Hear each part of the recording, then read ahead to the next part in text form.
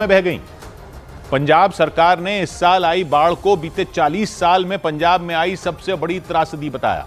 बाढ़ में फंसे लोगों की मदद के लिए प्रशासन की तरफ से की गई मदद नाकाफी साबित होती दिखी, क्योंकि पंजाब में कुदरत ने इतने बड़े पैमाने पर कहर बरपाया कि सब कुछ तबाह होता दिखाई दिया।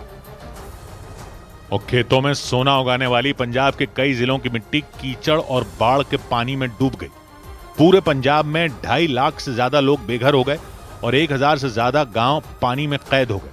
पंजाब के गुरदासपुर, अमृतसर, फिरोजपुर, फाजिलका, पठानकोट और रूपनगर में बाढ़ की विनाश लीला दिखाई दी।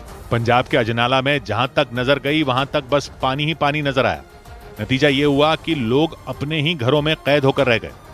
लोगों का ये कहना है कि प्रशासन की ओर से उतनी मदद नहीं मिली है, इसीलिए आम लोग देखिए एक दूसरे की मदद कर रहे हैं। कैसे खाने का सामान पहुंचाया जा रहा है, दूध, ब्रेड, ये तमाम चीजें पहुंचाई जा रही है। बाढ़ की सबसे ज्यादा मार पंजाब के किसानों पर पड़ी। उनकी फसलें बर्बाद हो गईं, तो कई जगहों पर उनके कीमती जानवर पानी में बह गए और जो बच गए उनके सामने चारे की समस्या खड़ी हो गई।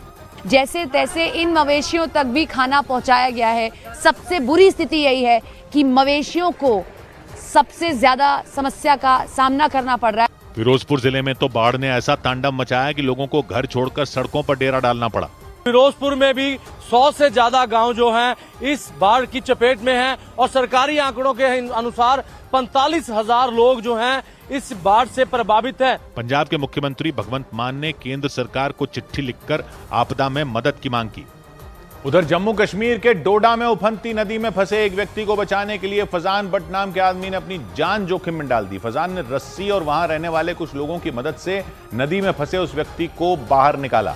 आसपास रहने वाले लोगों के मुताबिक घटना तब हुई जब वो व्यक्ति ट्रैक्टर ट्रॉली के साथ कुलगनी नदी को पार करने की कोशिश कर रहे थे, लेकिन नदी में उफान आने की वजह से ट्रैक्टर ट्रॉली डूब गई।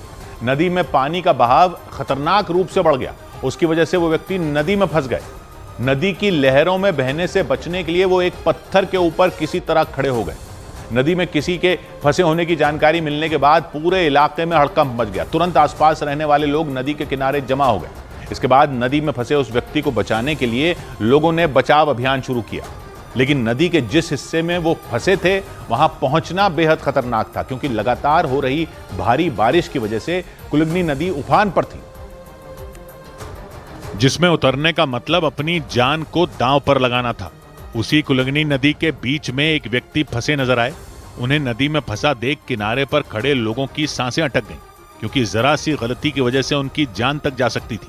तभी फजान भट्ट रस्सी का एक सिरा पकड़कर नदी में उतर गए। रस्सी का दूसरा